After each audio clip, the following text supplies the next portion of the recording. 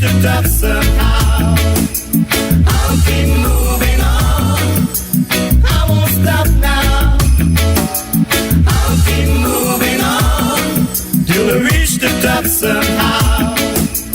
I'll keep moving on. I won't stop now. I'll keep moving on till I reach the top somehow. I'll keep moving on.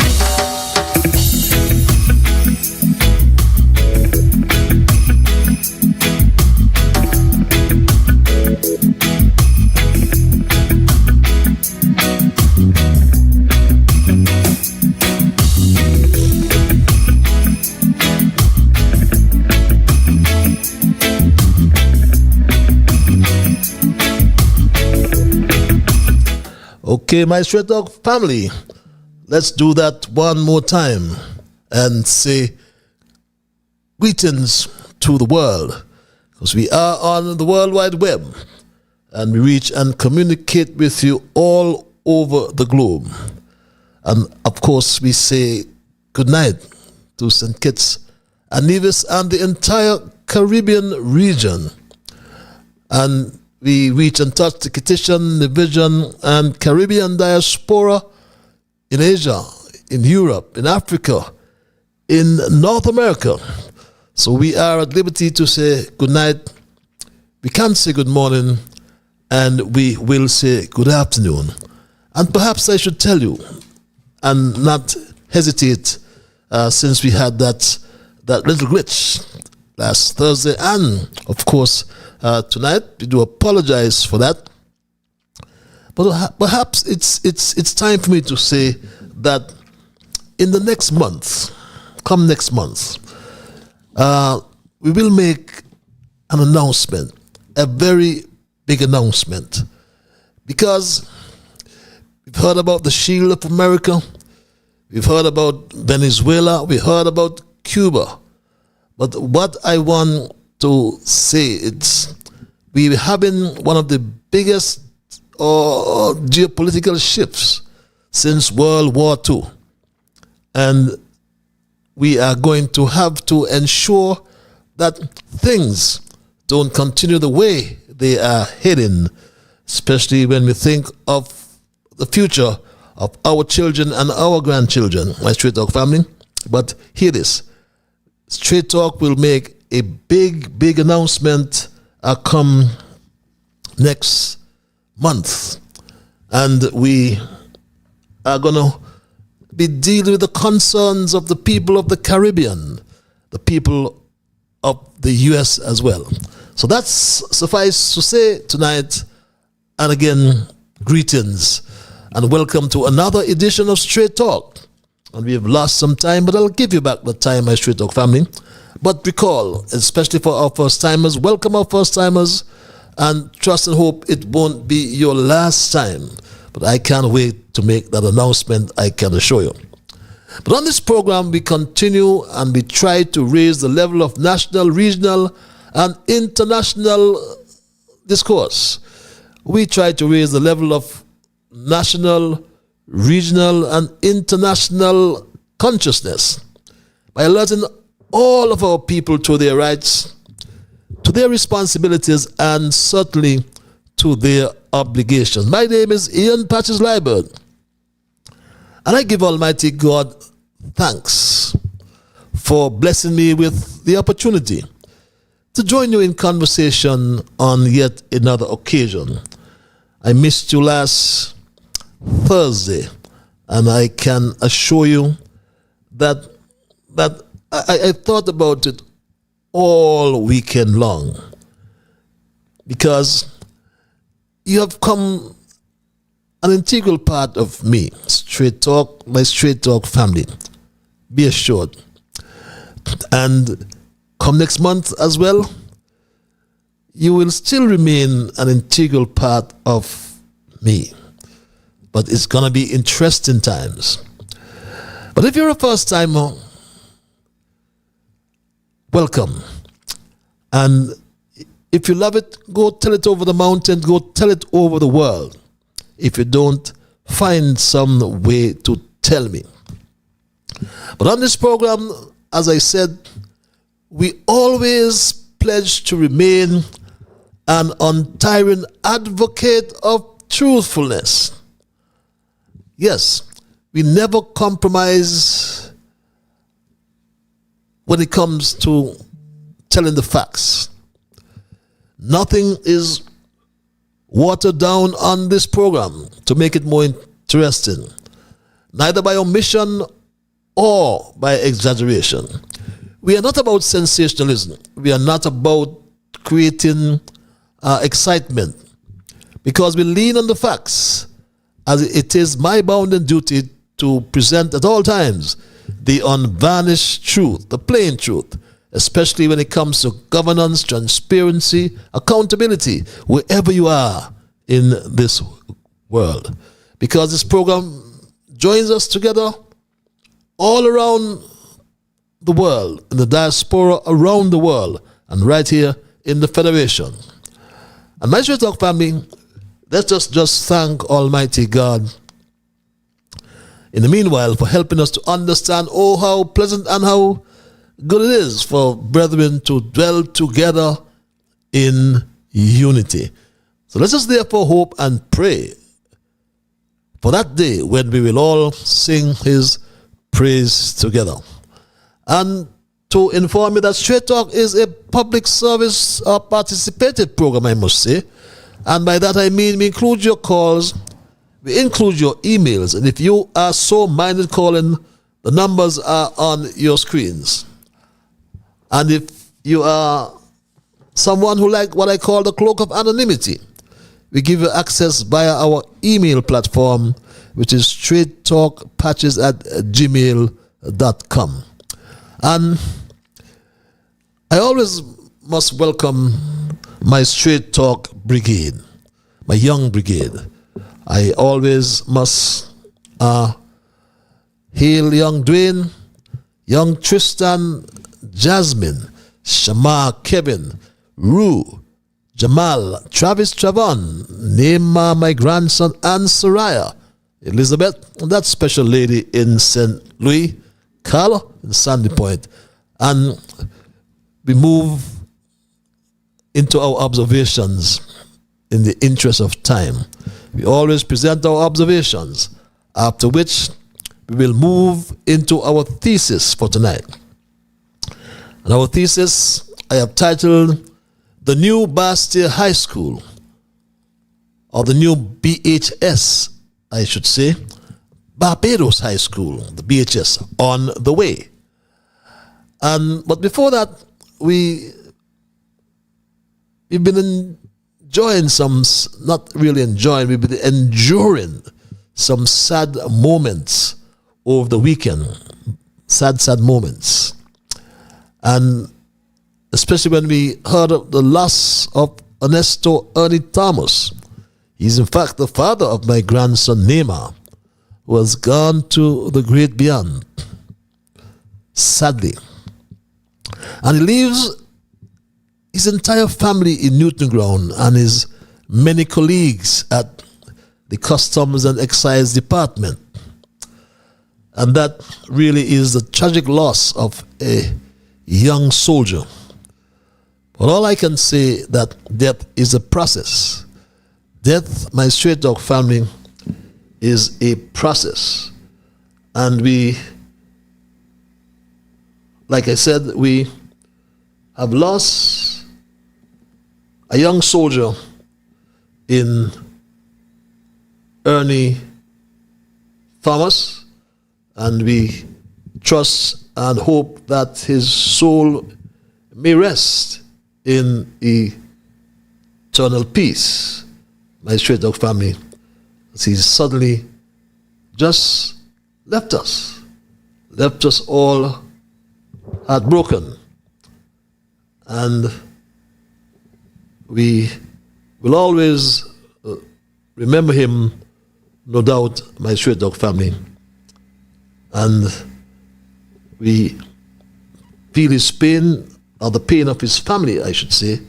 And he has, like I said, gone to the great beyond, my straight dog family. We've also lost a matriarch of Newtown. We've lost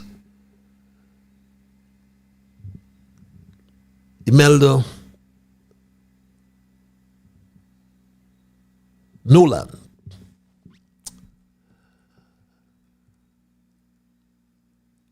She has fought a good fight, my straight dog family,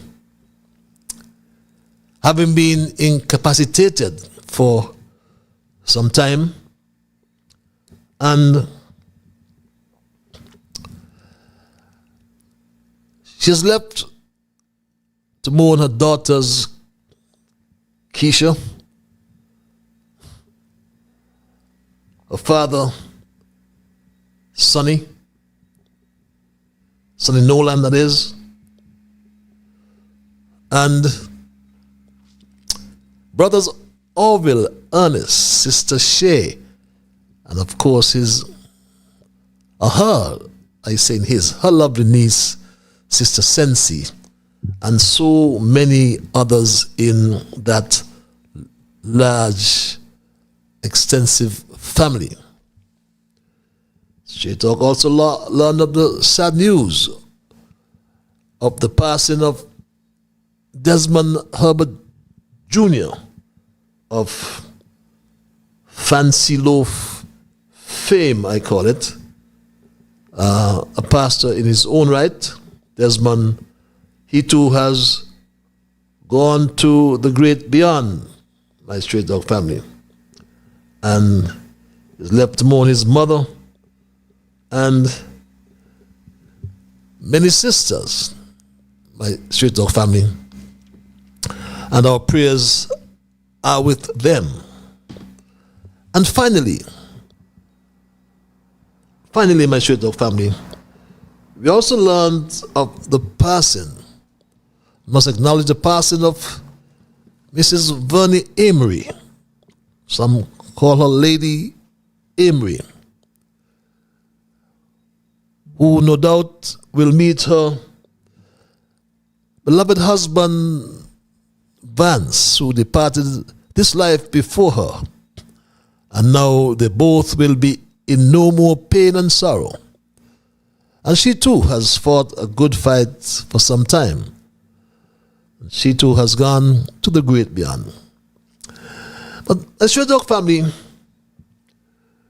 we tend to say many things. We express our condolences, how we miss them. But truth be told, who feels it knows it.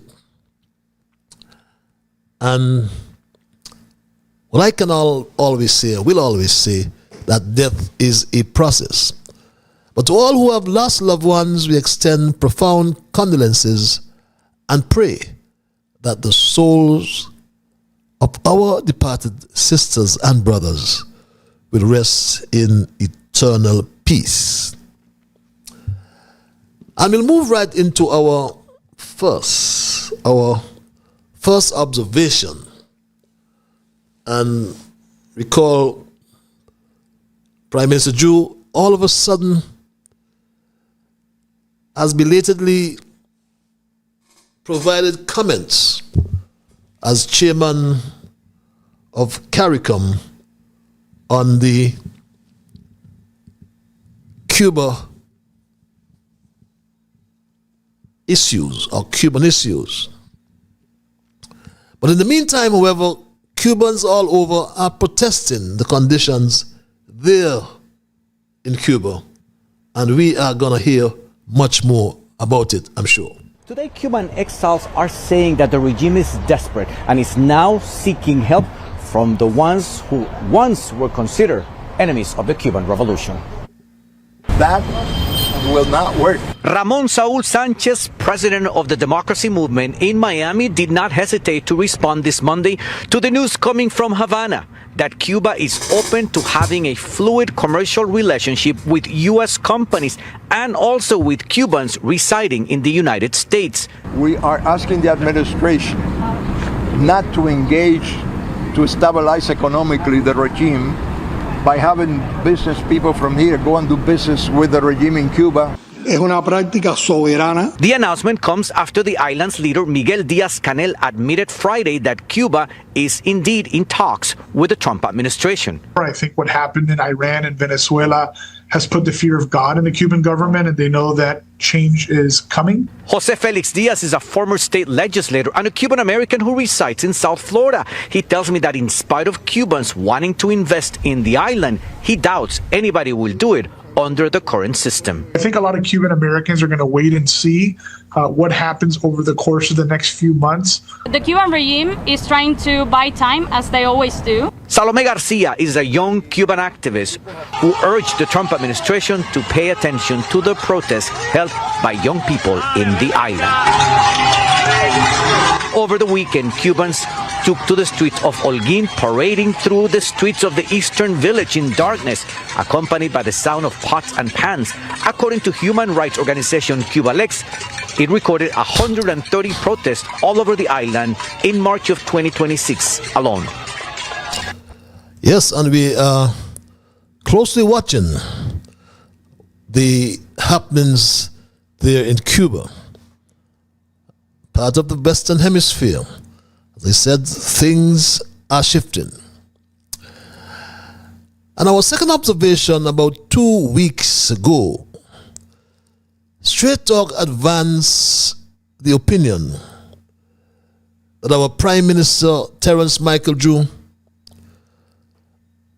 was biologically confused because while visiting Ghana, he said he could not tell the difference between that country and St. Kitts and Nevis.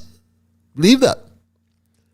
Terence Michael Drew went on to confess that he saw a lady whom he swore was his aunt, or as we say colloquially, whom he swore was his auntie. Lest we do not misquote Prime Minister Drew, this, my Straight Dog family, is what he said. My visit here on another level is really coming back home. As I drove through Ghana, I couldn't tell the difference as whether I was in St. Kitts and Nevis or I was in Ghana. It's profound. It's revealing. You have to experience it to know it. Each person I see look like somebody I know. Yes. Last year I was relating to Mr. President, of course, that I had the opportunity to meet the deputy or the vice president in Addis when we had the first in-person meeting between the AU and CARICOM. I was the chair from the CARICOM side, and His Excellency President from Angola was the chair from the African side. And I met a lady, a distinguished lady, and inquired who she was, because she looked so much like my aunt.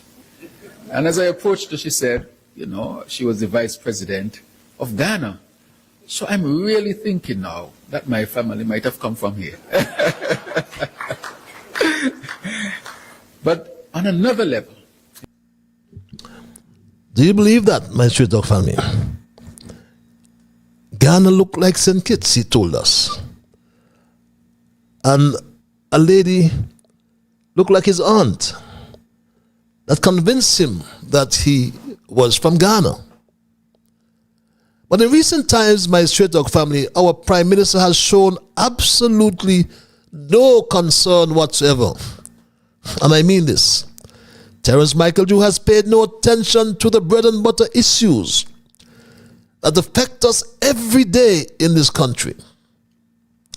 We can think about the high cost of carnation milk, a milk we have used for over 50 years in this country. But he suggested that we drink Bonnie milk. We understand the Germans give Bonnie to their cats, but he wants us to drink Bonnie milk. He is not concerned about the cost of living. Is not addressing the high cost of living, my Straight Dog family, as if it means absolutely nothing to him. The high cost and rising cost of living means, as said, absolutely nothing to Terence Michael Drew. Because when we go to the supermarkets, I told you just some time ago, mackerel, the poor man's food. Look at it. Mackerel, my Straight Dog family, is sold at $30 per pound. Look at it on your screens. Mackerel. You remember those days we had our mackerel and dumpling and mackerel and breadfruit? No more. The poor ordinary man can't afford to buy mackerel. The cost of living in this country is getting higher and higher, my Straight Dog family. And our Prime Minister is not addressing that.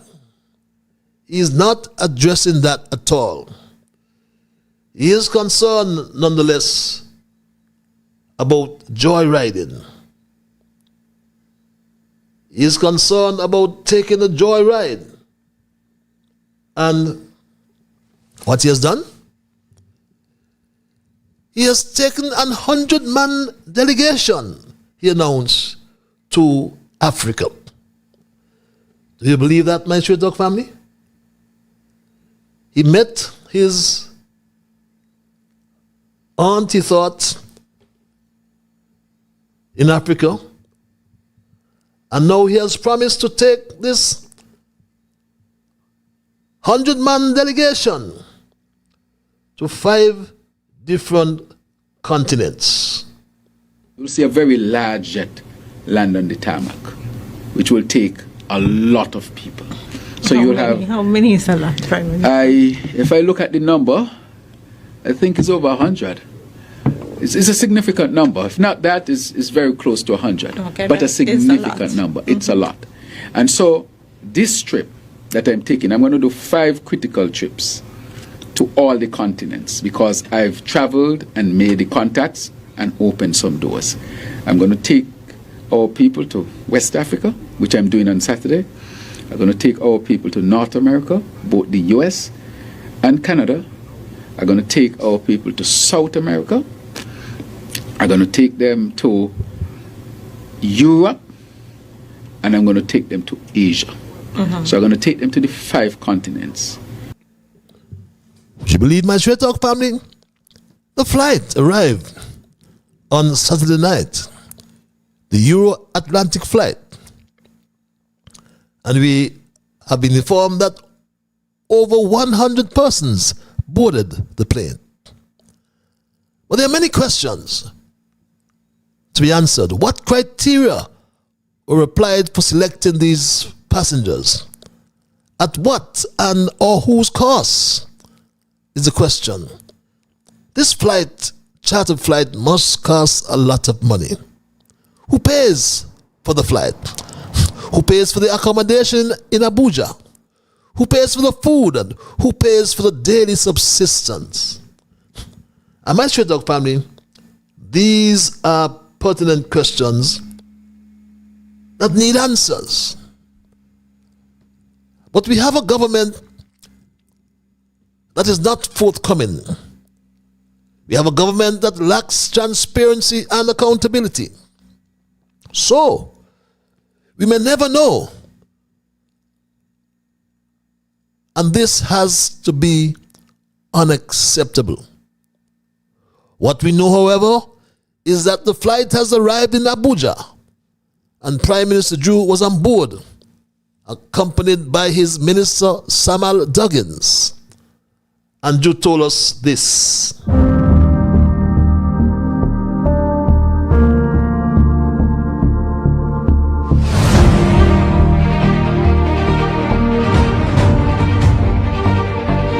Happy to be back home, back to Abuja, Nigeria.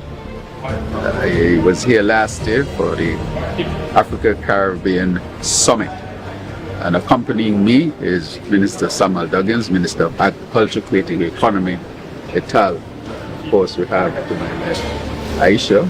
She needs no introduction, of course.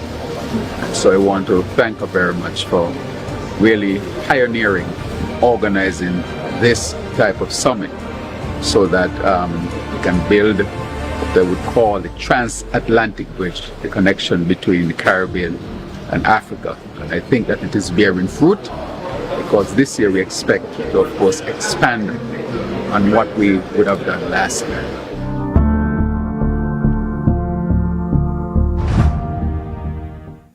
Imagine, Terrence Michael Drew said he's back home. And in the quest of bridging or building a transatlantic bridge, Terrence Drew cannot bridge the islands of St. Kitts and Nevis. So I don't know how he would be able to build a transatlantic bridge. Unless we forget, Samuel promised to reduce our food import bill by 25% in 2025 and reduce our costs. It is now 2026 and our food import bill is getting higher under Terrence Michael Drew's labor, and the cost of living keeps mounting. So his announcement about this joyride, my Straight Talk family, and he said, believe it or not, he can take them to the trough, but he cannot make them drink. But why do you want to take them to the trough if you do not want them to drink? Is a question we also ask, my Straight Talk family. Why? Why would you take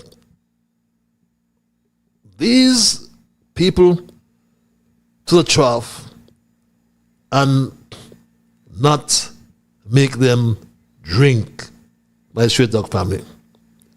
That to me summarizes what Terrence Michael Drew is all about. And as I said to you, my Straight Talk family, this joyride cannot be justified? How can it be? Is a question we'll continue to ask ourselves. But those are our observations in review for tonight. And we move right into our thesis, which I said I've titled The New BHS, Barbados High School, BHS on the way.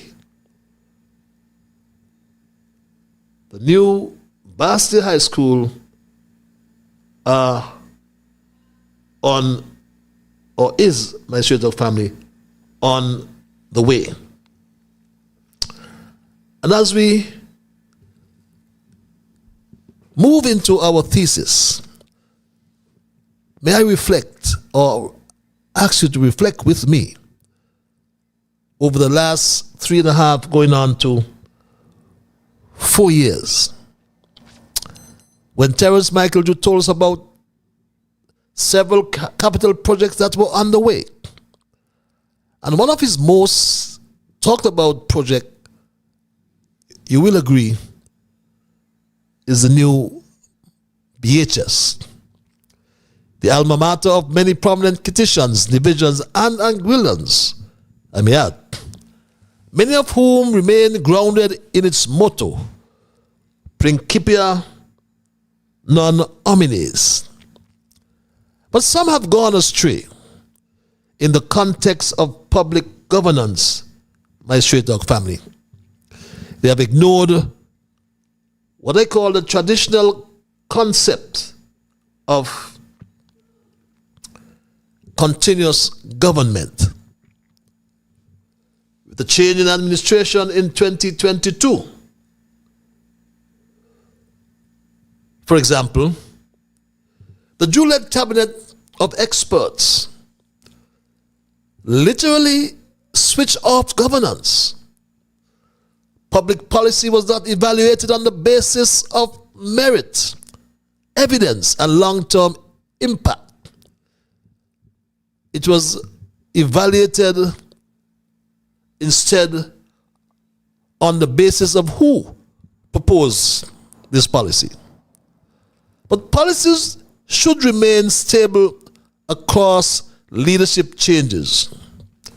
But what we have for the past 4 years is an unstable, unreliable system where society, the economy, and public services have not functioned smoothly because of this political upheaval, I call it.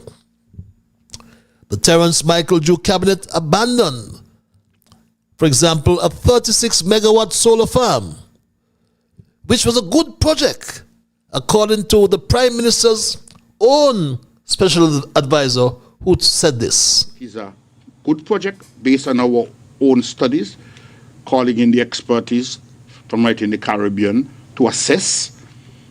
It's a good project. Mm-hmm. They feel that it was properly assessed and the costing was within the range of what it would cost anyway to do that. And my straight talk family, he then abandoned what was a shovel-ready project, and that cost the state taxpayers millions of dollars, even according to his own account.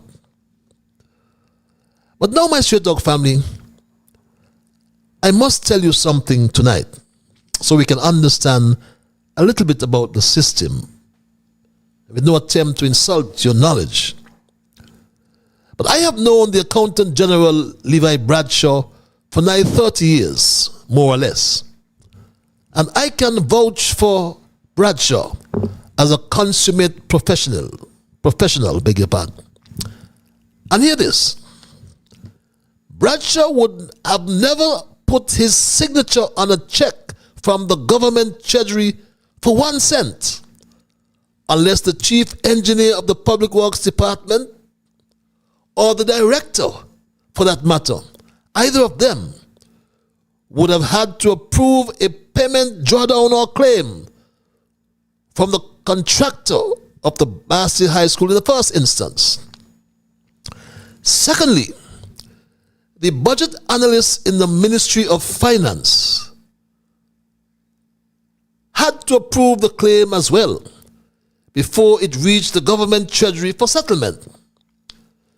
So every time I hear the Prime Minister politicking about 21 million or 40 million or whatever millions he speaks about, paid without a block being laid, he comes across as a Minister of Finance who is daft and has no clue about how the treasury system works, or he is just a plain liar. But he must understand, a lie can never, ever turn into the truth. Think about it though. And let's get up to date, my Straight Dog family. $21 million claim due, missing under Team Unity. But the country found out that in fact, some 27 million or 73 million EC dollars missing under Prime Minister Terence Drew. And this was disclosed by the former Deputy Prime Minister sometime most recently. And the last one that I want to come to, Madam Speaker, is the Bastille High School. I heard construction has started, and so I went up there to see the construction. Not even a hot to see up there for the workers to use. This is what I saw. But Madam Speaker, I've saved this one for last, because I have some questions to ask about that, Madam Speaker. If construction has started on the Bastille High School, who is the contractor which has been awarded this particular construction project? Who is the contractor? Member for number one was quite vocal a few minutes ago. Who is the contractor? Is it a company by the name of Pre-Conco, saying it's limited? Is it a company by the name of Pre-Conco Limited? The member for number 8 said nobody must speak about Bastille High School. And he said some 20-something million dollars had been spent. $21 million had been spent and nothing there to show for it. Has Pre-Conco been given 10 million US dollars to date in respect of mobilization fees for Bastille High School? And that was a question that's still looming. But you know, my Straight Dog family, we should not be surprised because Terence Michael Drew, from very early in office, demonstrated corrupt intentions and blatant corrupt practices. Recall, he spent $4 million on the RLB Museum, or should have spent that, according to him. But that ballooned to $8 million.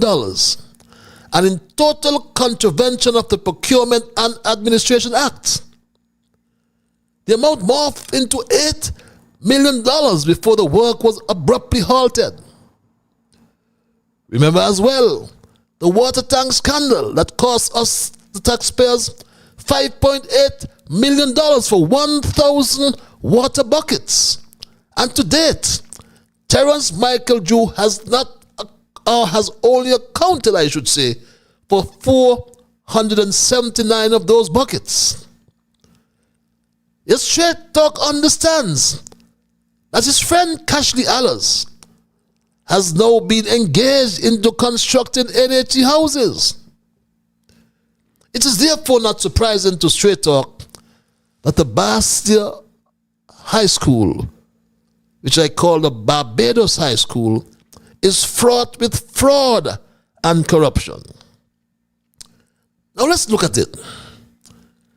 It's a public benefit option, PBO, which is one of the investment routes under the CBI program. It allows applicants to obtain citizenship by investing in projects directly. To obtain citizenship, like I said, by investing in projects directly that benefit the country's development. And that's the ethos of the PBO, the public benefit option, my straight talk family. Now, as we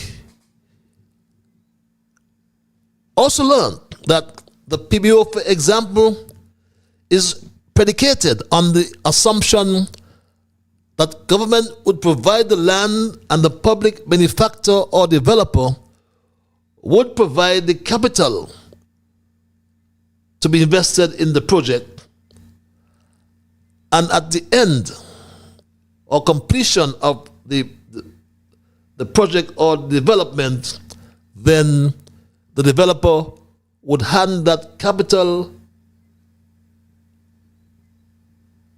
asset over to the government. So my straight talk family, when we examine what has happened with this PBO project, the new Bastia High School, which is one, the country knows absolutely nothing about that project, except that on the basis of politics, the Terence Michael Drew administration relocated the construction site from Ponds Nevis Estate to the original site. Yet the Drew administration is not forthcoming, my straight talk family, not forthcoming with this particular development. It lacks transparency and accountability. And what is striking in this matter relating to the construction of the Bastia High School is the fact that decisions are made without consulting the people.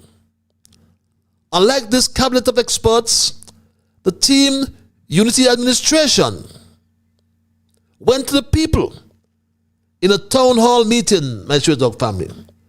The team Unity Administration went to the people in a town hall meeting on May the 29th, to be exact. On May the 29th, to be exact,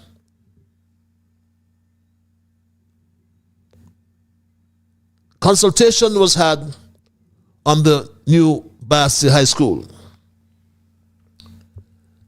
The consultation focused on presenting the environmental impact assessment and addressing community concerns regarding location of the school. EIAs, officials, and developers presented findings, my straight talk family. The manager and water engineer and trained hydrogeologist, Kwame Williams, told the gathering this. I advised the government that the siting of the new Bastia High School at the said location at Ponds Estate does not pose a threat or danger to our potable water supply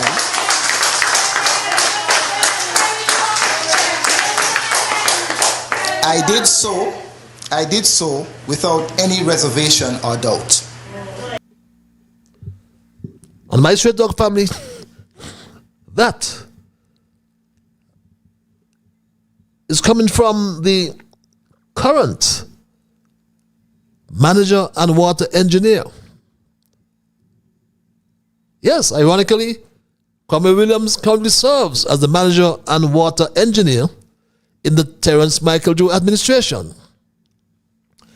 The director of physical planning and secretary to the board, the Development Control and Planning Board, spoke to the role of the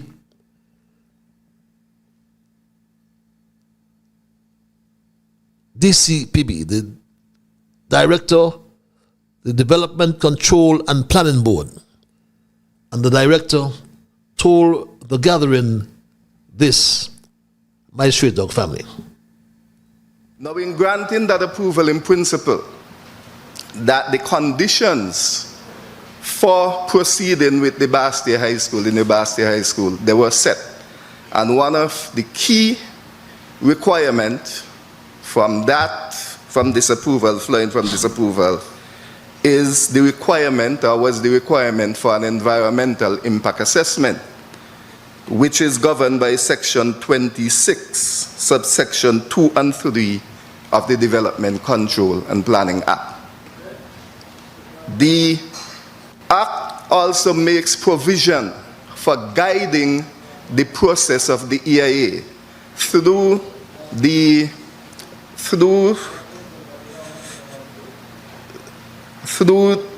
setting what we call the terms of reference, that is, the parameters that would guide how that EIA is supposed to be done, and the main aspects that would be focused on in relation to that EIA.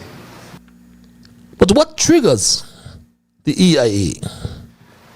I'm the director of physical planning, and in that role, I'm also the secretary to the Development Control and Planning Board. Okay?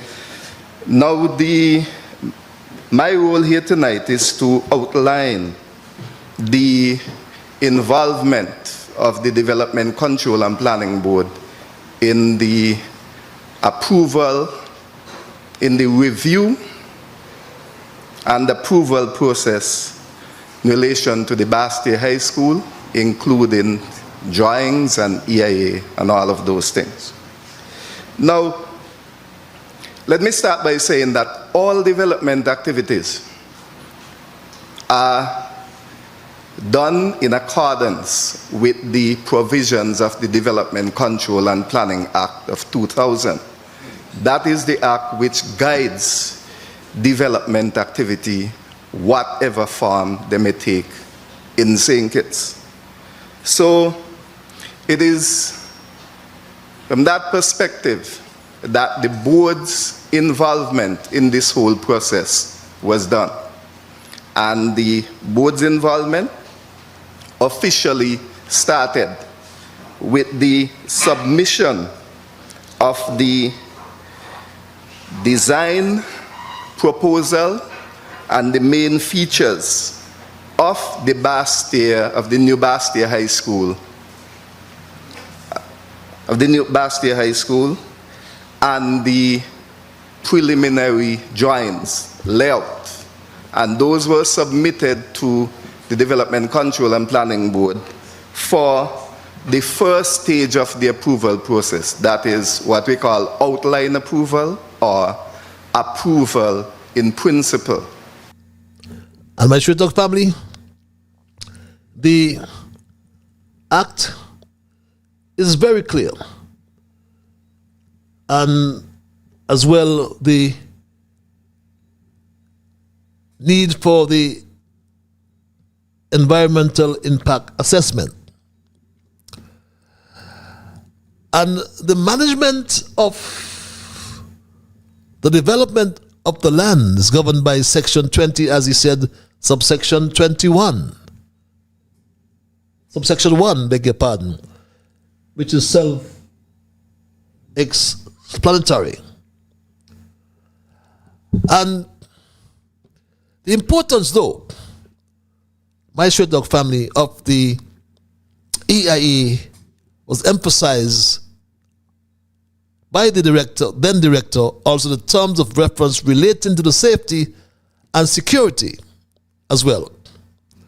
The purpose of the EIA process and main focus is also very important as well, my Straight Dog family.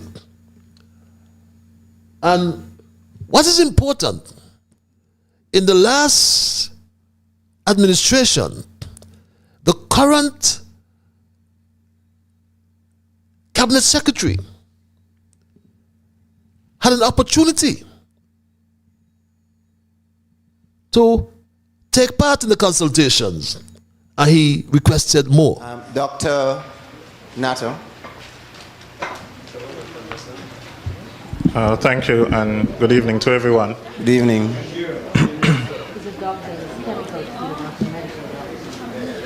I first just want to say I'm happy that I'm actually standing in my grade 3 classroom here at what was Pasha School, Newton School.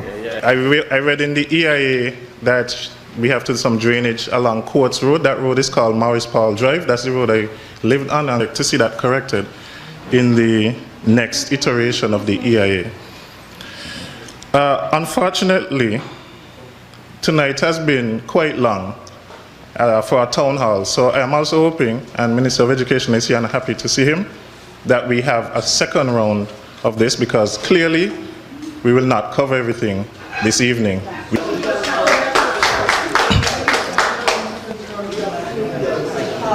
But I would love to have another session. So yes, my Dr. family, he said he'd love to have another session. But at least, he confessed that he had a copy of the EIA, and at least he took part in consultation. But who would believe, my Dr. family, who would believe this? According to the press secretary to the Prime Minister, he said this. So the question now is, has construction of the Bastia High School truly started? Yes, construction has started. As expressed by the minister last year, June, construction had commenced with the excavation of the site. This ran concurrently with the rendering and molds, design plans, etc. being prepared and tested at the factory in Barbados. As of now, the Bastia High School is fully designed and precasting and molding works at the factory has already begun. So my Straight Talk family, questions must be asked. Because, as I said, the press secretary said construction has started. Construction has started, my Straight Talk family. Who would believe that? And we asked the questions, pertinent questions, my Straight Talk family. We must ask these questions, as I said. Did Preconco Limited get final approval? Was a draft EIA submitted? What is the process, my Straight Talk family? Libel attempted to explain why the country is unaware, my Straight Talk family. But the fact is, and even Drew made a point about precast foundations. But imagine, the Bastia High School is being constructed overseas, in the cover of darkness and under clouds of suspicion. What is the role of the Development Control and Planning Board in all of this? The T administration, like I said, made the EIA public and consulted with the people in 2019. The Cabinet Secretary was part of such consultation. So this is blatant hypocrisy the people get from Terence Michael Drew and his cabinet. No transparency, no accountability whatsoever. But we have discovered that there is the Barbados High School. The Barbados High School, we have learned further, will be transshipped from Barbados to St. Kitts. So when you see BHS, the acronym, it really means the Barbados High School. Recall that we told you earlier that this is a CBI-funded project under the PBO. Straight Talk has been reliably informed that some 3,000 shares have been approved at US $250,000 per share. And that equals to $750 million or $2.03 billion. according, my Straight Talk family, to the Nation News in Barbados. The Nation News told us quite clearly that this is the cause of the project. And that has been circulated all around the globe. No one has disputed that amount. None. They cannot, no doubt, dispute the amount. And this, as I said, was published in the Nation News in Barbados. But there are bigger things than that, my Straight Talk family. There are bigger things than this row between Pre-Conco and the contract. If it was awarded the contract, it has been. We know that some 131,000 square feet or more, if we use $271 million, that equates to $2,000 per square foot and more.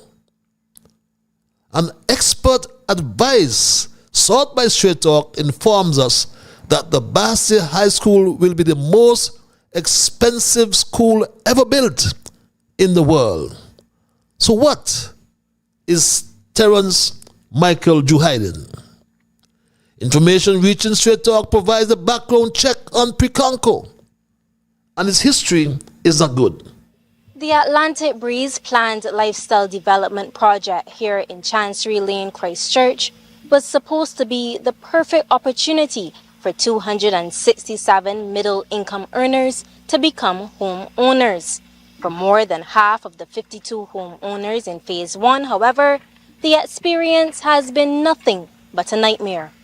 We have had reports from at least 32 of the homeowners reporting issues of recurring cracking to the concrete walls, recurring roof leaks, recurring floor issues in that the floor tiles are coming up. When the water is being turned on, people are finding leaks in their toilets, leaks in their showers, leaks in their sinks. So right away in a brand new home, these are all happening as soon as you move in. As a result, several of the homeowners have formed an association in an effort to get the attention of the authorities. The project is a joint venture between government, who owns the land, and the developer Pre-Conco Limited, owned by Mark Maloney. And my Straight Talk family, CBC reported that an attempt was made to muzzle this media house. But we are following that story. But Straight Talk has a big question. Was the project approved by the Development Control and Planning Board? The government must confirm, my Straight Talk family, must confirm this requirement. Even more troubling, my Straight Talk family, if there's no EIA. And in fact, no EIA was submitted according to the relevant legislation. And as such, this derives the question, is the Barbados High School going to be a school built on shaky ground, my Straight Talk family? Or will the Barbados High School be built on shaky ground? We ask the question, my Straight Talk family. Was the new Bastia High School designed to withstand serious earthquakes? That is a question we're going to ask. And this is not a minor technical issue. It is not a minor technical issue. It is a fundamental question of public safety that can never be overlooked. we must never overlook this, my Straight Dog family. How can we ever overlook safety and our earthquake area?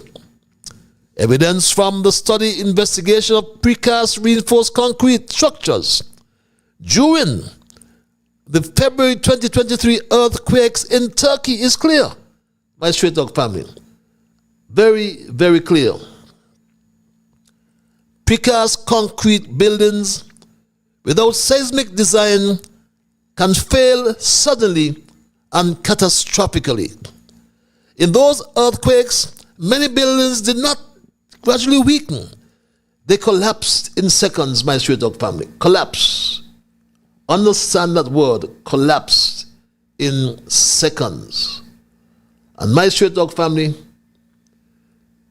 these issues must be addressed. Have to be addressed, my Straight Dog family, if we are going to be able to live comfortably in safety in this country, my Straight Dog family. Between my Straight Dog family, the construction of the new Barbados High School is a critically important national project. However, the process by which it is being pursued raises serious questions. We spoke about the EIA, and we must also speak about this, my Straight Dog family, that happened in Turkey.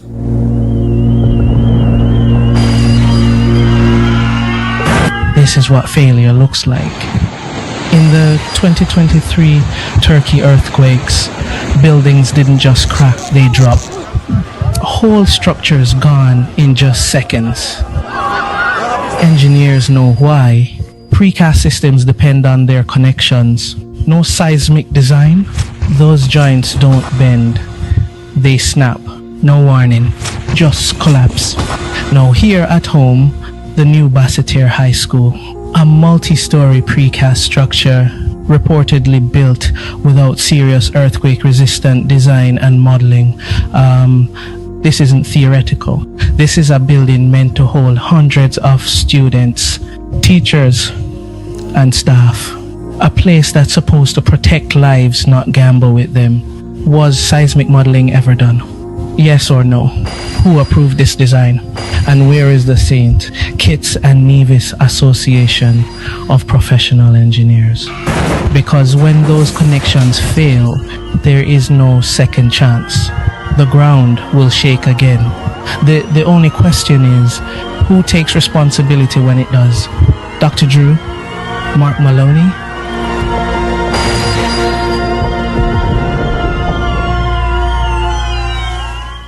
In conclusion, my Straight Dog family, the issue is not whether a new school should be built. It absolutely should. The issue is whether it will be built safely, legally, and transparently. Anything less is unacceptable. The people of St. Kitts and Nevis have a right to demand that a major public infrastructure intended to house their children meets the highest standards of safety and integrity.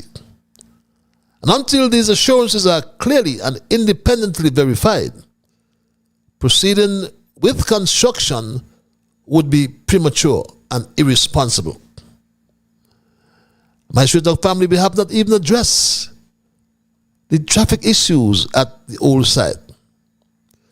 But the real controversy lies in the construction of structural components, precast slabs, wall panels, columns that are being manufactured by Preconco Limited in Barbados to be shipped to St. Kitts. And my Straight Dog family, the project's reliance on imported components for national project, despite local labor availability, must be criticized as a lost opportunity for local economic development. Terence Michael Drew and Jeffrey Hanley, the student, are so short-sighted that they have ignored the fact that they are spending taxpayers' money on foreign manufacturing rather than local labor. And my friend and contractor Lennox Warner at Douglas Labor, I'm sure would not be mad if I send this message to Terence Michael Drew, my Straight Talk family. My name is Lennox Warner, and my livelihood is construction. When I recognize the quality and qualifications of our local people, I am still wondering and baffled. Why is it that some of our local engineers, why some of our architects are still playing second fiddle? Why? It is bothering to me. So much people can boast of their track record. We as skitishans, we want to boast of our track record too. You can't boast of your track record under Terence Michael Drew administration. My Straight Talk family, these are some of the questions for which Terence Michael Drew need to provide answers. Until we get those answers, we will continue to label the new BHS as the Barbados High School, BHS, on the way.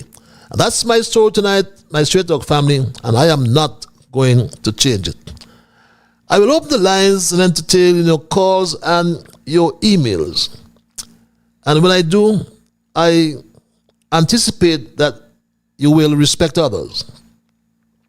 Of course, to achieve that, you must first respect yourselves. Let us try to be fair to all concerned, and let us, my Straight Talk family, ensure that the things we say and or do will be beneficial to all concerned. And in the process of saying and or doing those things, let us strive to build a kinder, gentler St. Kitts and Nevis.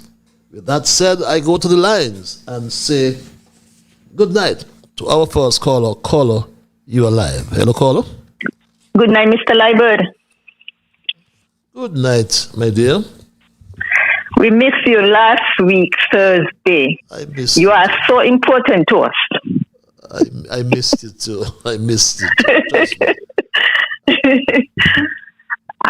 A leader must be able to identify when their ego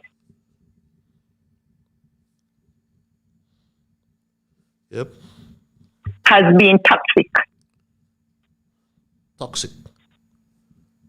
Yep. I repeat, a leader must be able to identify when their own ego has become toxic. Have a great evening. Thank you very much. As per usual, I call a good lady from across the Narrows, our quotationist, said a leader must be able to identify when their ego has become toxic. And that is so true, my Straight Dog family. As we go right back to the lines, caller, you live. Good night, Brother Patches. I will secondly say, I dearly, profoundly miss you last week, though. I'm humble. But anyway, you are back. You are back. Patches, pertaining to the bill to the Bastia High School. Let me put on my engineering hat, structural hat. Now, looking at that scheme that you just showed with Turkey, where those buildings collapsed because was that pure concrete or they had like those steel frames in them? Because bare concrete definitely will break like sticks if they get a seismic shock. So I can't imagine that prefab concrete will just be it. I cannot imagine that's what will be. People will die because we are in an earthquake territory. So I think they should inject the steel frame. They should order the steel from whatever steel factory than just prefab concrete. Else people will die, and we don't know when an earthquake will hit. But those buildings will snap like sticks. So I hope that they will revisit their plan and structure. That is danger will be going to happen. I will leave it right there. And I will always agree with our local contractors because we are good builders. But the only thing, we do not produce steel.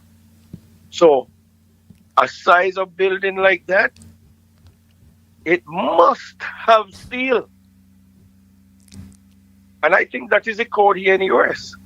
I never seen a building go up and they don't bring up steel. They bring out the steel frame first and then they will surround it with whatever material moving forward. But not just concrete. That is impossible. That shouldn't be. I will leave it right there. I have other stuff, but I address that part because I am very concerned about that. Thank you. Hello. Thank you very much. And we ought to be, because we have learned it's a 4 or 5 story school that will house over 1,000 students and 130 staff members or more. And it must be designed to the highest international seismic standards with full transparency about those standards. Because we are, underline that, we are in an earthquake zone. They must disclose all engineering designs and seismic resilience standards, including whether they meet internationally recognized codes. We can think of the Eurocode 8 or the IBC, to name a few. And we need to commission an independent structural review by qualified engineers with no ties to the contractor or the supplier. And these are issues we are going to address.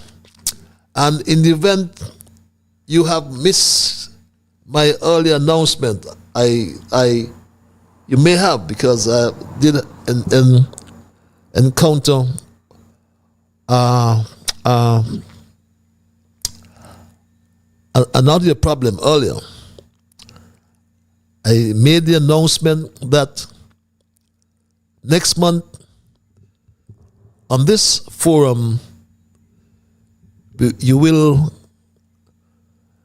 hear a big announcement. A big announcement. I can't go into detail right now. But we see what's happening in the Western Hemisphere. My Straight Talk family. The shield arrangement with 12 countries was signed. The Shield of America, that should be, was signed. You see what happened in Venezuela. Look at what's happening in Cuba. And my Straight Talk family, we need to understand that, and without mixing the issues, just to inform you that we are going to experience, or we are already experiencing, I should say, the greatest geopolitical shift since World War III. So we'll have this big announcement in the next month. We will make this announcement, so keep your ears glued to Straight Talk. It's going to be an announcement you would like to hear. But my Straight Talk family, we are looking at our thesis tonight, the new BHS, the Barbados High School BHS on the way. And we started a little late tonight, and we had some difficulty, technical difficulty. We experienced that last week, and we do humbly apologize for that. But I can assure you that Straight Talk, just like you miss me, I missed you profusely. And as I said, and I'll say again, I love you. Help me please read this email. Good night. I would like you to help me or us, as we are all confused, because I am fed up with all this mess that we are living in. I cannot understand why Jew is behaving as though he's crazy and living in his own world. My Straight Talk family, could you tell me what planet Jew is living in? What the hell that crazy man is telling sensible people? That he's going on a big, what? He cannot even say how many persons the jet is going on a big jet. And he cannot even say how many persons the jet can accommodate. You mean that man is taking over 100 unnamed persons on this expensive holiday? Airfares, hotel accommodations, meals, transportation and stipend would come from where? I hope this is not a spin-off from the SSZ, which I hope will die a natural death. I am scared because it looks like we are heading for a third world war. I wonder if you have any answers to help us with. I am scared. Read this email. Heading to a third world war. Interesting comment. Good evening, Ambassador Liburd. As a citizen of St. Kitts and Nevis, I am embarrassed at the childish behavior of Dr. Drew. So much is happening in the world. War in the Middle East. Prices of food, fuel are skyrocketing in the Federation, and he is on a joyride. As Kittitians say, like he's glad. The worst Prime Minister and CARICOM chairman. What kind of advisors does he have? Seems as though they are all blind. Read this other email. Good day, Patches. I absolutely love your presentation. I must respect you. You always inform the general public as to what is going on. Continue the good work, Mr. Liburd. And honestly, I think you must consider running for elections. It would be an easy win for you. Trust me. Keep up the good work. Sir, read this email. Let's go to the lines and thank this caller for holding. Caller, you're live. Hello, caller. Patches. Yes, sir. Good night. Sounds like the Bible man. Yes, good night. Sounds like the Bible man. How about thou, sir? Well, I'm fine. I was looking for you last week. Yes, I missed you too. I missed you. Trust me, I missed you. I missed I went to sleep, but I have a session from Nevis people was on. So that is the word of God say, and I will continue to say, blessed is the man that considereth the poor. Psalm 41. That is, you look at people who want to hear the word of God. So they're trying to stop the Bible man from come over the year. That didn't know what happened. The last time that I come on, you said that you could call into New York. And when me hear patches, it cut. So me wonder what happened. They tell me I got sufficient funds and it. So I said to me, say, what a thing they don't want to hear. The Bible man say, blessed is the man that considereth the poor. Well, I'm going to say so, you know. I'm going to say so. But I am sorry to say it, that people don't want to hear the word of God. That is, I am going to tell you something that you don't need to shock nobody. The Bible said, it is an appointment unto man once to die, Mr. Patrick. But after that is the judgment. God tell us we must prepare. Nobody know when they're going. And so if Jesus now die on the cross for us, God not change, Mr. Patches. He not change. If Jesus did not die on the cross of Calvary, that is, the whole world is done gone. But because of grace, Mr. Patches, grace, while grace and mercy, while we are lingering on, because when something happens, Jesus God he said, spare them a little there. Spare them. But listen, listen, Mr. Patches. I, the Bible man, had to pray every single day, Mr. Patches. Because the Bible said, we sin in word, thought, and deed. Patches, this life is not easy. You have to make an appointment. Not care if you don't want to go, you got to go.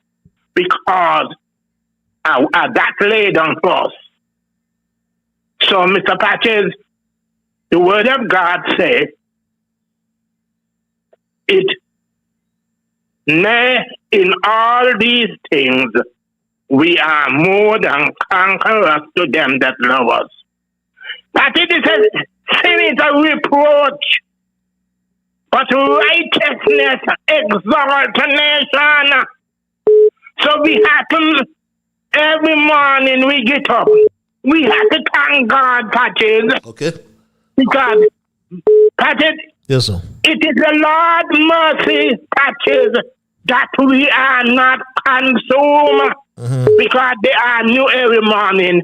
Patches, good night. See you. Good night, my brother. Thank you for your, what they call your spiritual interventions, as usual, Mr. Bible man. And we are still examining the issues as it relates to the construction of what I call the Barbados High School. The press secretary said it has commenced. So the question now is, has construction of the Barbados High School truly started? Yes, construction has started. As expressed by the minister last year, June, construction had commenced with the excavation of the site.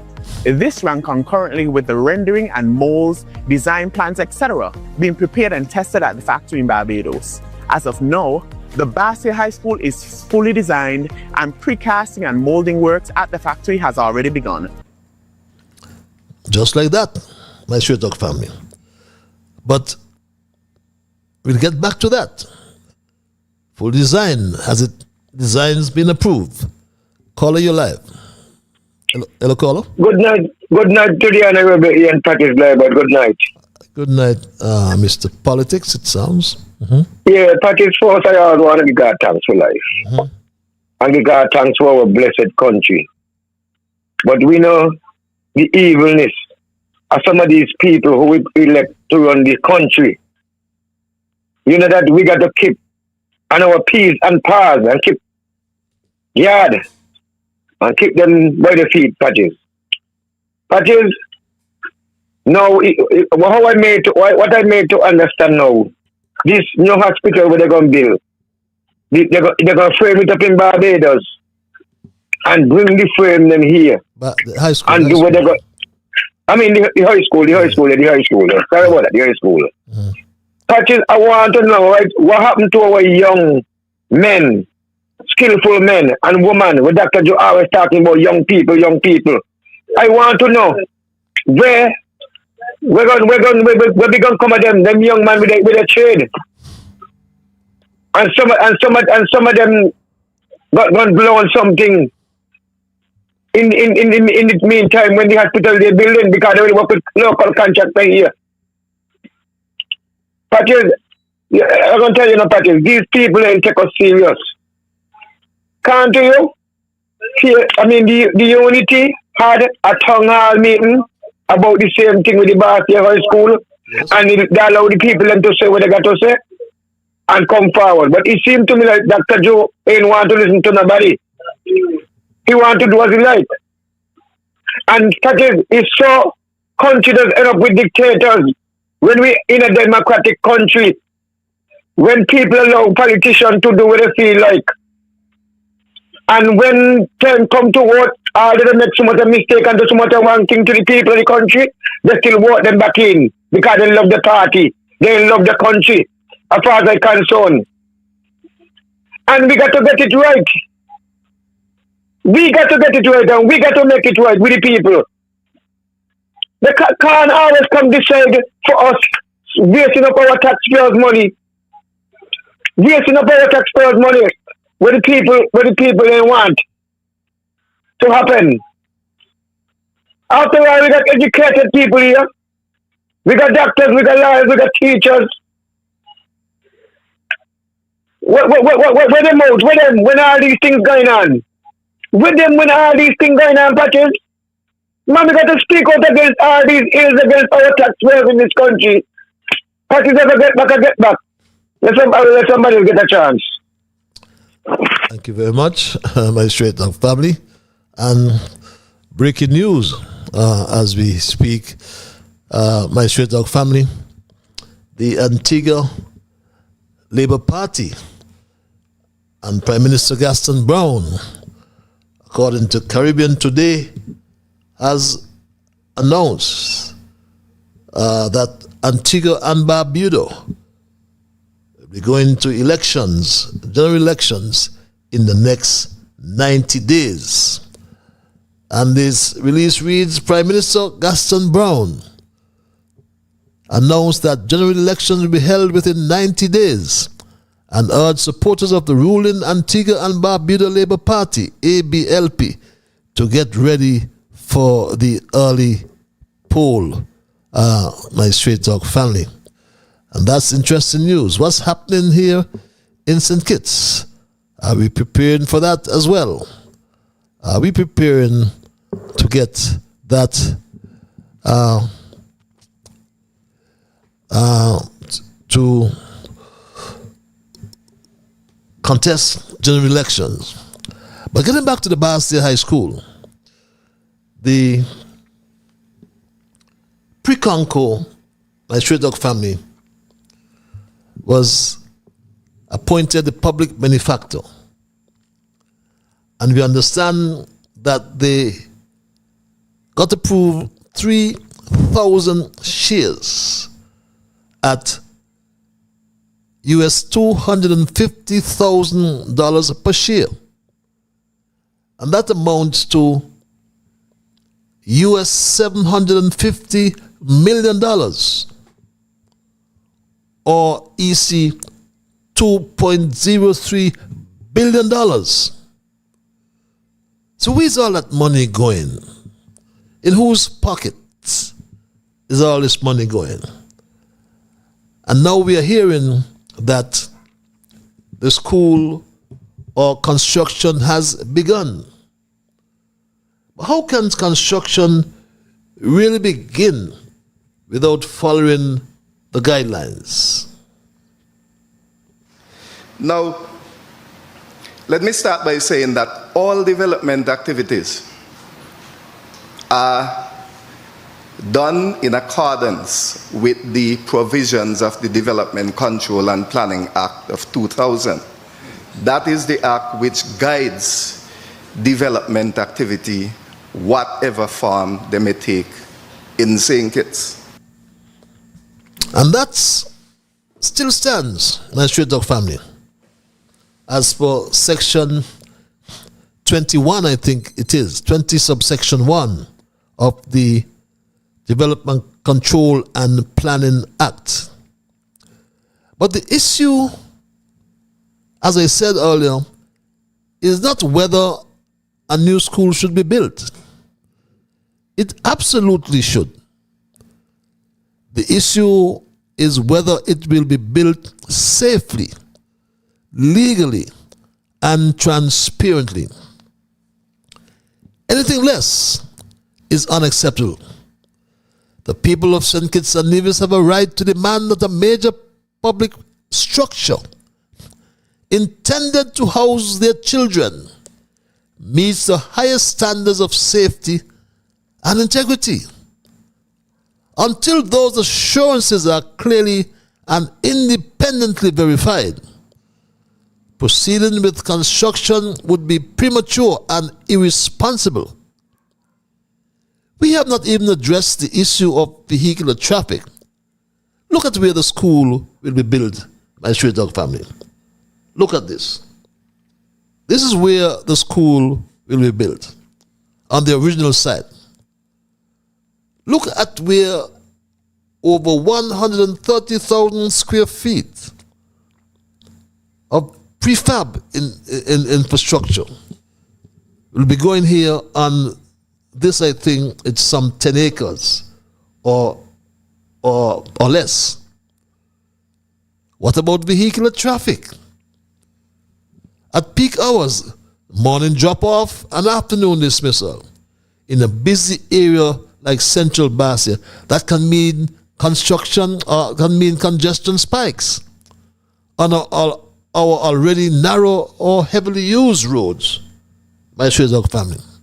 Safety risks for pedestrians and students if sidewalks and crosses are not upgraded.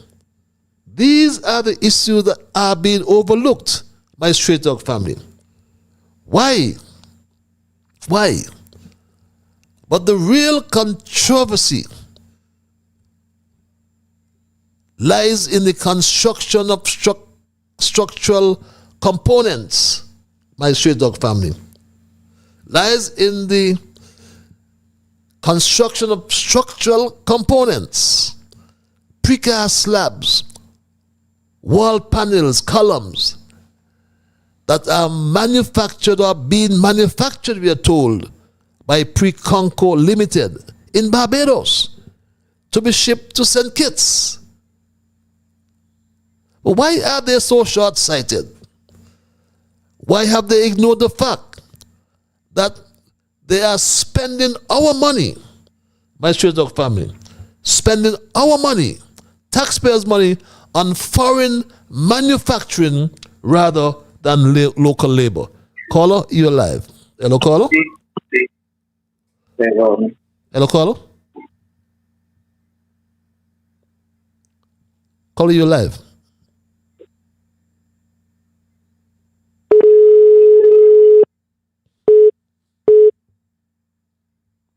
Are you there, caller?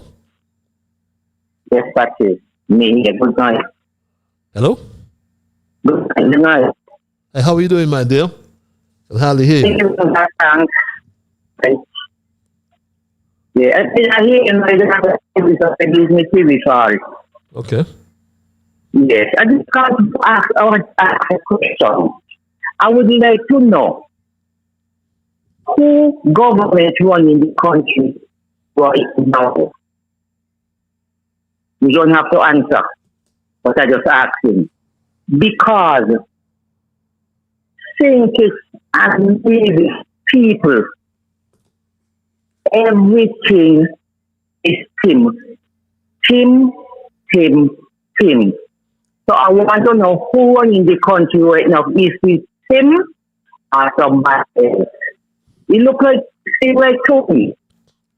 If they can't find it, to put their foot in a when you can come with them Tim. If they can't sleep in their bed, what they work so hard for, they blame Tim. Everything is Tim. When Tim was in for the 7.5 years, nobody didn't blame him because he didn't give them double salary after double salary. $500 after every minute they might get that. There wasn't doing no. But all of a sudden now, everything. If they are taught yet, they are Tim. Everything is Tim. No wonder some of them part of him will not know and not can get to go and go sleep because it look like Tim in the brains and the cast. Everything is Tim. Nobody else but Tim. So I want to know who in the country what now. It is Tim. A man gone with over 100 people. Remember, you think it's a Nevis thing matter about that much? Because everything they call Tim. Tim is the problem now in thinking. Nobody else but Tim. He's not great. So he been good. I know me not nothing. But no, he no in there. And you got a smooth us to deal with it. You can call him name. You call him. Give him a break. He have done well 7.5 years. Have a good night. Have a good night, my dear. And I'm sure many will concur with you. Good night, Patches reads this email. What's going on with Terence Jew taking over 100 people to Africa and to 5 other continents? Sounds like a carnival troupe. Carnival Queen, Calypso Kings, entertain the works as the list goes on. I'm confused, and I know others are too. I have never heard so many questions being asked regarding this expensive circus traveling. It seems like Drew's confused too. He doesn't even know where he's from and a lot of other things he's confused about. Could you imagine that Drew said it is good to be back home? I wonder if he ran into his aunt again. My Straight Dog family. As he may have run into other members of his family. For example, his brothers, his father, and even his cousins. What on earth are we hearing? Drew knew about this circus carnival travel weeks ago, and he dropped it on us like a bolt out of the blues. Nothing surprising. He's so damn shady. Can you shed some light on this? Drew's statement, it's good to be back home, has me lost, because it seemed as though he has lost his mind. Help us. Is a crazy man running this federation? Honestly, I think Drew and his crew should stay put. We would be better off. We need answers about who's running our government. We deserve better. Caller, you're alive. Good night, Patty. Good night, my dear. Turn your equipment down now. These 100 people are gone. Turn your equipment down. Yeah, gone. Please. These 100 people are gone. What are gone for? Just hold a second for me. Turn your equipment down. I want the whole world to hear you. Yes. These 100 people were gone, right? What are really gone for? They're gone on the joy. I don't hear that. No, I don't hear that. I think they're gone with the ID, them, you know. Okay. I think they're gone with the ID, you hear? I must watch them, you know. You say nothing, they got it. They carry them to carry, everybody carry their own ID. Okay. You understand? Okay. Check it out. It's how busy they was down in the third office the other day. I got to watch them, the up to a lot of chica. We ain't want them, so they want other people. I got to watch them. Okay, and the drain dirty bag, The drain want clean and just for the cross and he won't do nothing cross here. Suppose the drain and patch you don't you must come out and walk out, don't drive for your G for you. Take a walk and take some pictures. It's like how Shana take some pictures. Okay. No, instead of the drain, running is grass in the drain. Okay. But check it out. This ID they got on the ID. Okay, I'll catch you. Yeah, check it out. I will, my dear. Always good to hear you, my good lady. Patches, I want to draw attention to the filthy condition of the bathrooms at the West bus station. They're horrible and not fit for use. These bathrooms are utilized primarily by patrons of the bars and by in-transit passengers from RLB going over to Nevis and cruise passengers as well. That facility must be kept in a sanitary condition for local residents and visitors alike. We need to do better than this.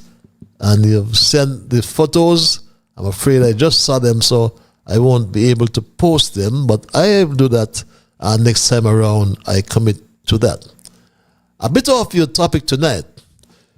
We were told that Bitcoin meshes in Nevis already and Mama name on the packages. Also, is it us or is it our leader here in Nevis unraveling mentally when he's going to tell people that he don't see a problem with $100 being offered by these people before approval is given to the project? Only now do we believe he made promises he must keep. Caller, you're live. Hello, caller. Patches, you know what happened to this government, this Labour administration were in office? They try to undermine everything that the unity government, when they was in there, they do. Now, the school could have been over there, at Nevis with this side B, with the gun building your school, Yes. But Patches, the conscience, the conscience, killing them. It seems to me like they want to start the Barbados school up there. Back up there. The conscience is purpling them. Because, Patches, if you got a new site, you're going to build a new playground, and you this for the school, and you this and you compound where everything. Eh? True. That was a good plan. Can't to the engineer for the water department. But no, because Dr. Harris was the leader at that time, and with the situation at them and Dr. Harris, they try to undermine everything he brings. But Patches, I want the people of in the diaspora to know and they hear and let's see what's going on in our little country. We can't take this anymore. You're going to take up people like that and carry them in a different continent. And we don't know what our taxpayers' money is spending. And especially people who supporting you. You ain't going to pick out people say this from this spam side, this from the NRP side, and that from the system side, and that from the PLP side. You're picking out your own people and to go politically with whatever because you want a political bribe. Patches, I call to my people, if they call an early election, people, let me stop, look and listen. PAM people, Labour people, PLP people, CCM people, NRP people, let me tell you something. We got to change this thing around. Things ain't looking good in our country. Under these two administration in Nevis and in Sinkex. We got to do something about it. Patches, I'm going to see you. I'm going to listen to the rest. Thank you very much, my dear brother. a leader must be able to identify when the ego has been toxic, or has become toxic, I would say. And this leader of ours reads this email, is quite desperate. So even things arranged by others, he's claiming. Not even he knows who the 100 people are, because they may be coming from other countries. An initiative that was arranged by Aquarian Consult. We are curious about the other continents he says they will be traveling to. We're begging him, please come and talk straight to us, if he can. Yes, tell us about the 4 other continents. He said he's going to travel to 5 continents, my Straight Talk family. And we need to know about these other continents. That is so true. And he said this, my Straight Talk family. We see a very large jet land on the tarmac, which will take a lot of people. So you'll have... How many is a lot, Prime Minister? If I look at the number, I think it's over 100. It's a significant number. If not that, it's very close to 100. Okay, but a significant number. It's a lot. And so this trip that I'm taking, I'm going to do 5 critical trips to all the continents, because I've traveled and made the contacts and opened some doors. I'm going to take our people to West Africa, which I'm doing on Saturday. I'm going to take our people to North America, both the US and Canada. I'm going to take our people to South America. I'm going to take them to Europe, and I'm going to take them to Asia. Mm-hmm. So I'm going to take them to the 5 continents. Imagine that, my Straight Talk family. Caller, you live. Hello, caller. Just imagine that. Good night, Patches. Good night, my brother. How art thou? I'm not bad. I'm waiting for next one to hear what this surprise you're going to give us. Hope Yes. something positive. Yes. Special announcement, yes. Yes, okay. Mr. Jew, with these joyrides that he plans, the 5 joyrides, I don't know if he's going to be carrying the same people on each of these 5 joyrides, but I'm hoping that he'll be man enough, Prime Minister enough, to give us, the people of St. Kitts and Nevis, a cost-benefit analysis from these 5 trips that he plans to the 5 continents of the world. Because we are a poor country, and we just can't afford to be spending money foolishly, doing things, and no benefit for our own, for the people of St. Kitts and Nevis. It is madness. In this day and age, no country does that, let alone a little poor country like ours, a little poor undeveloped country like ours, just blowing money. Our debt is going to the roof. The last I heard from somebody with the IMF report, our debt to GDP was something like 72% or something. So when Unity left office, it was 52%. It was going down. When Douglas left office in 2015, it was 200%. And the Minister of Finance in Unity, it was the Prime Minister Timothy Harris at the time, brought it down to 52%, much to the pleasure of the pockets of the people of St. Kitts and Nevis. Drew is carrying it up again. Mm-hmm. And this plan that he has, I don't understand what are the benefits.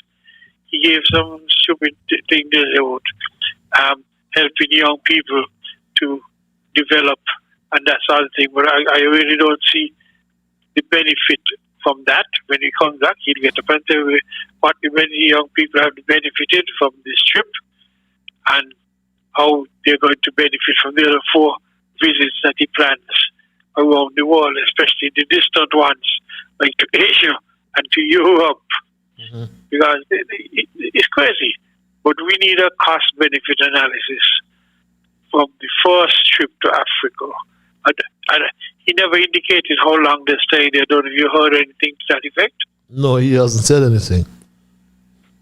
So we don't know if it's a week, it's a fortnight, it's a month, or whatever he's planned to spend here. But it's whatever it is, in any language, in pounds, shillings, pence, dollars, cents, euros, whatever, is a lot of money. And our poor country with a big debt cannot afford to continue this stupidness.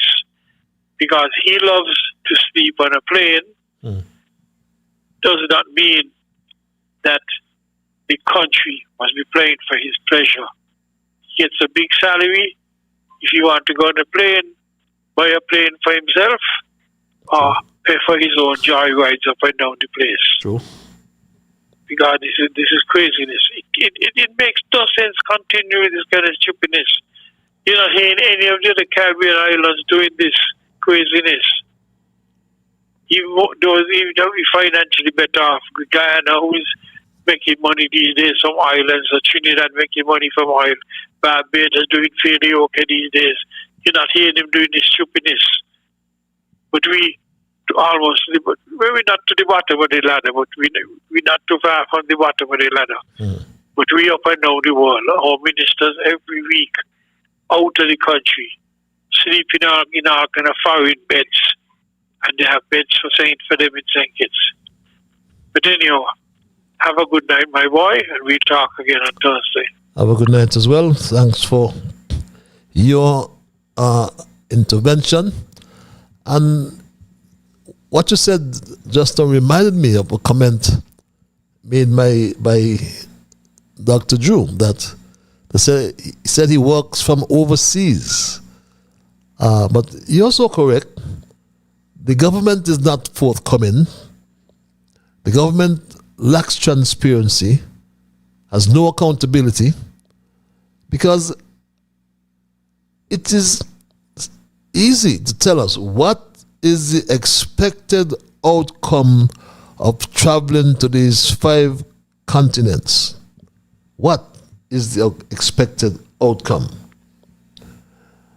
And going back to the Barbados High School, as we gonna wind down tonight's programming, I'll give you your time back. We lost some time, and I'm always happy to give you back the time, my Short Dog family. But we learned of this. So the question now is, has construction of the Barbados High School truly started? Yes, construction has started. As expressed by the minister last year, June, construction had commenced with the excavation of the site. This ran concurrently with the rendering and molds, design plans, etc. being prepared and tested at the factory in Barbados. As of now, the Barbados High School is fully designed, and precasting and molding works at the factory has already begun. And my Straight Dog family, we asked the question, has an EIA been submitted? Have the plans been approved by the Development Control and Planning Board? We know how important an EIA is. We learned this when we were discussing at a town hall meeting in 2019. We had one of the best firms in the world, Santec Limited. And the representative said this. Continues, we investigate baseline conditions, what's existing now, and compare them with the future conditions that may arise after you build the school. Then we prepare a draft EIA report. We submit it to the board, the Development Control Planning Board, and they review it. And then they come back and say, this is missing. We need more information on this. Why didn't you look at this area, etc. So it's a process. And then we prepare the final EIA report, which is being made available to everybody, the public. So that's the process. And the process outlined. And he made a point The EIA is made public. It's people's business. That's what Team Unity did. Made the EIA public. And I can tell you, my Straight Talk family, above all people, let's go back to the lines. I'll get back to that. Caller, you're live. Hello, caller. Just a quickie, Patches. Something I forgot to tell you. Mention my last statement. This expenditure, the plans for these trips to 5 continents with 100 people thereabout, that was not in the budget of 2026. Mm-hmm. That's true. So that's something else that the IMF would not have looked at when they were doing estimates for the year, which just makes whatever they had done for our future for 2026 a little worse than it actually is. Well, without interrupting you, don't forget before you go, his last 3 budgets, they overspent combined over $700 million. Last year, I think he overspent by $200 and something million. Recall? Yes, well, this only adds to it. Exactly. Craziness, yes. Our headache. Good night. Good night. So, it's at times it seems even painful, my Straight Talk family. But I was going to say that the final EIA on the New Bastia High School, as it was called then, is now the Barbados High School. But the final EIA was provided for the general public to review, to comment. And even the cabinet secretary then, or now, Dr. Nato, he had his chance and he wanted more time, he said. Dr. Nato. Thank you and good evening to everyone. Good evening.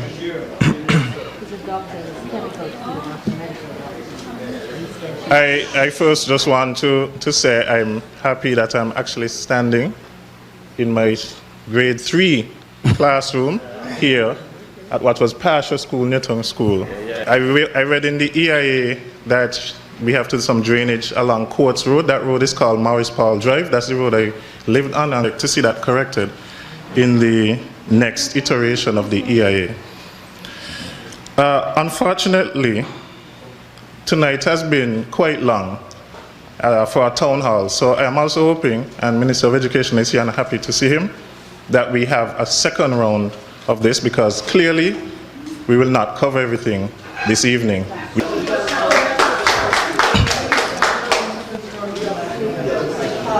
But I would love to have another session. Yes, you love to have another session. And remember, he said he read in the EIA, he had a copy of the EIA. So where is the EIA on this new Barbados High School? Why is Terence Michael Jew hiding? What and why is he hiding?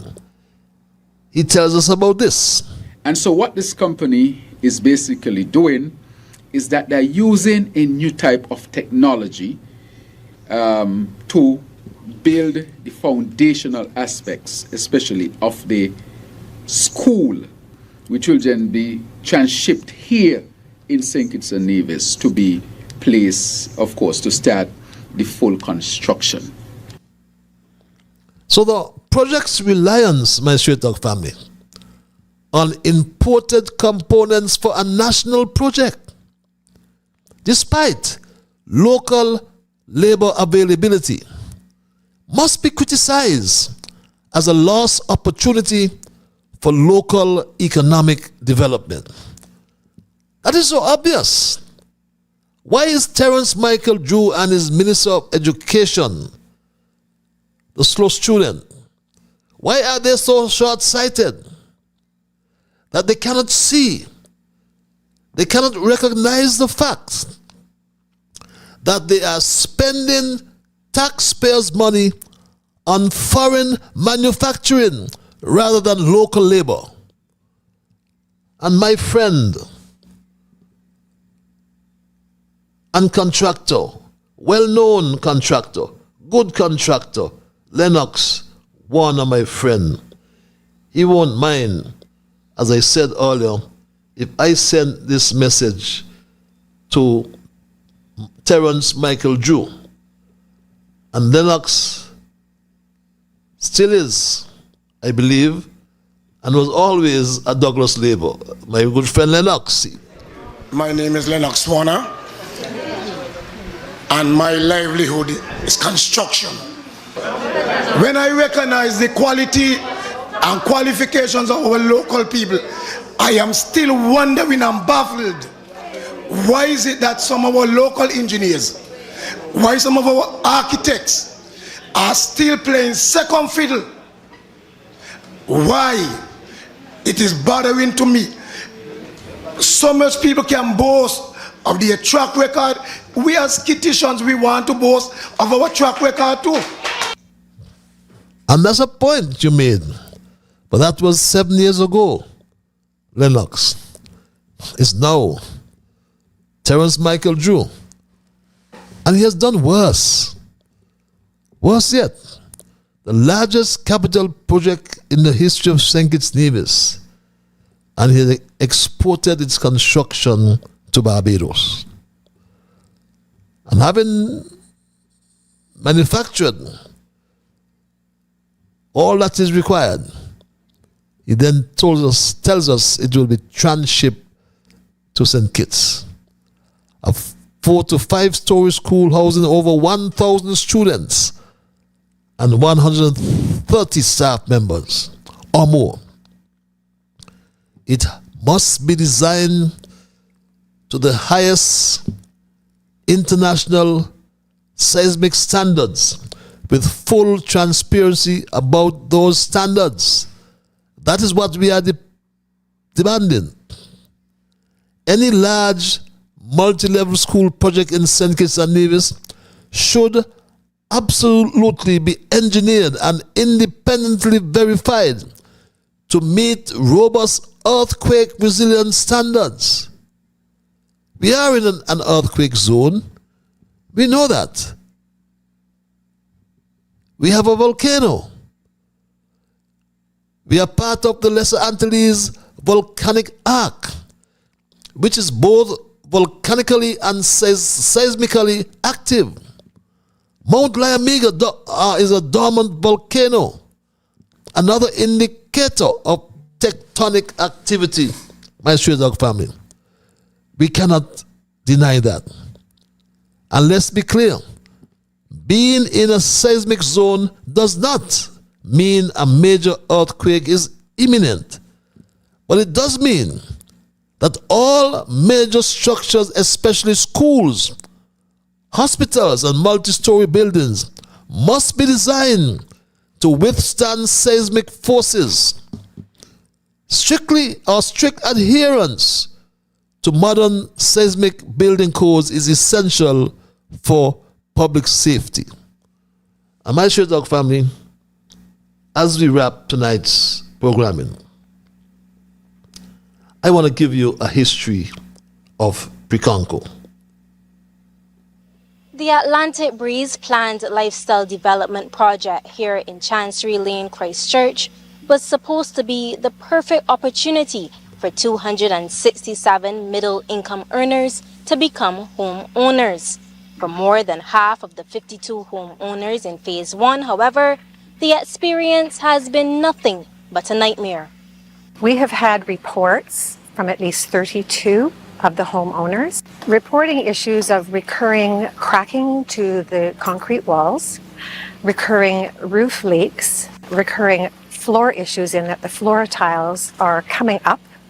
When the water is being turned on, people are finding leaks in their toilets, leaks in their showers, leaks in their sinks. So right away in a brand new home, these are all happening as soon as you move in. As a result, several of the homeowners have formed an association in an effort to get the attention of the authorities. The project is a joint venture between government, who owns the land, and the developer Preconco Limited, owned by Mark Maloney. These are small houses. And the problems. And what did they try to do? Buying a home is a major investment. These homes in phase one ranged between $300,000 approximately and about $415,000. And we purchased this property with our retirement savings, hoping to come down. And the reason and the attraction for us to this development was the fact that they're new homes, right? So we thought, okay, we're getting a new home. We don't have to worry about repairs, about renovations. We can just come down. We can relax, enjoy our retirement. That's hardly been the case. Within hours of attempting to contact the developer, Chief Executive Officer Mark Maloney, a letter from his lawyers was sent to this media house. Crystal Hoyt, CBC News. Try to shut up. But as we wind down today's programming, remember, you said this? The capital project, I will say, let me go through them for you, if you don't mind. Smart homes on their way. Right? On the way. The hospital on the way as well. The school on the way as well. The solar plant or solar farm on the way as well. There are some others I will mention, not yet, but they are definitely coming on the way. We have about 2 other major investments. One will be an agriculture major investment that will also come. We have an investment for the airport, that is advancing significantly as well. I'm saying that when, in the next few months, I'm almost certain that we'll run out of construction workers here. Imagine, it's almost certain we're going to run out of construction workers. If he gone to Barbados to build the school, Patches reads this email. You realize that Jew did not take Mark with him. Mark was so upset that he flew to Grenada to be the speaker at a new political party, but Drew made sure that his wife was included. If the houses in Barbados are faulty, could you imagine what is going to happen with the Barbados high school leaking, tiles lifting up, and you cannot flush the toilets, and the list goes on? Help us. Read this email. And my Straight Talk family, this other email reads, Patches, Drew realizes that his time in office is coming to an end. So he has ramped up his travels because clearly he and his wife have not gotten a chance to visit quite a few places yet. What I find impressive though is that amidst all the criticisms Drew has been getting since he took office about his extensive travels, he has found a big reason to travel more and even further, using petitions and divisions as an excuse. Somebody give that man a round of applause. Quite creative indeed. Crazy, but bold and creative, reads this email. And my Straight Talk family, as we wind down tonight's programming, a 5-story building is anticipated. An EIA, we know, has not been submitted.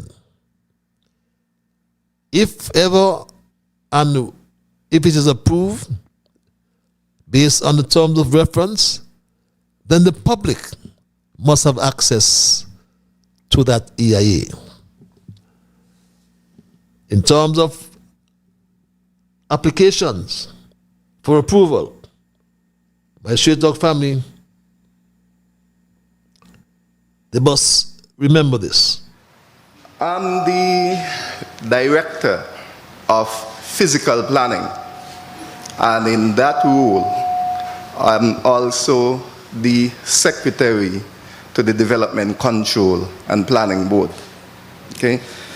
Now, my role here tonight is to outline the involvement of the Development Control and Planning Board in the approval, in the review and approval process in relation to the Bastia High School, including drawings and EIA and all of those things. Now, let me start by saying that all development activities are done in accordance with the provisions of the Development Control and Planning Act of 2000. That is the act which guides development activity, whatever form they may take in St. Kitts.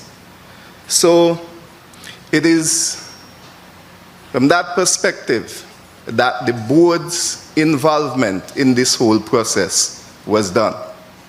And the board's involvement officially started with the submission of the design proposal and the main features of the new Bastia High School,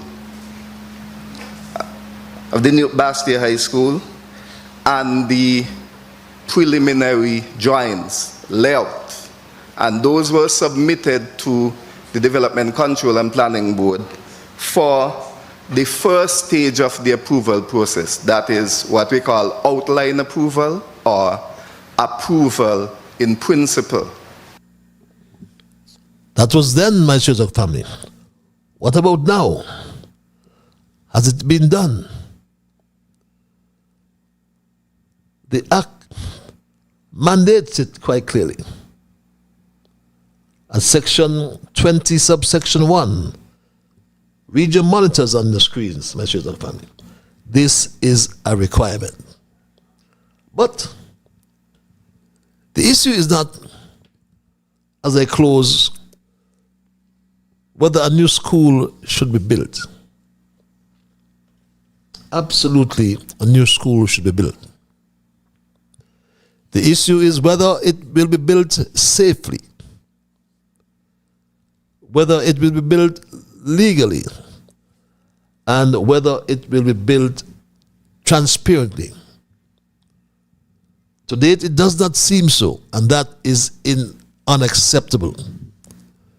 The people of St. Kitts and Nevis have a right to demand that major infrastructural or major public infrastructure, I should say, intended to be used or to house their children must meet the highest standards of integrity.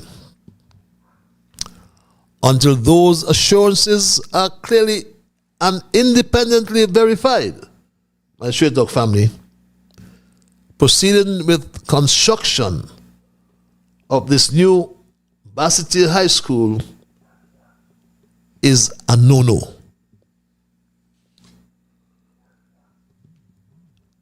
My Shedog family, the real controversy lies in the construction of the structural components, the precast slabs, the wall panels. But the project's reliance on imported components for a national project despite local labor availability must be criticized as a lost opportunity for local economic development.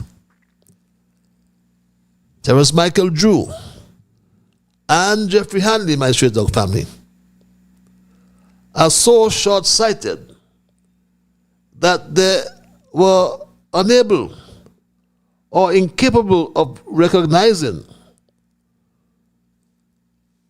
the fact that they are spending taxpayers' money on foreign manufacturing, my Shedog family. That's what they are doing. And this is unacceptable. Unacceptable, my Straight Talk family. And my friend and contractor raised that point. Raised that point, my Straight Talk family, when he said this. My name is Lennox Warner, and my livelihood is construction. When I recognize the quality and qualifications of our local people, I am still wondering and baffled. Why is it that some of our local engineers, why some of our architects are still playing second fiddle? Why? It is bothering to me. So much people can boast of their track record. We as skitishans, we want to boast of our track record too. And I support that proposition. That has left us with so many unanswered questions, for which Terence Michael Jew and his cabinet need to provide answers.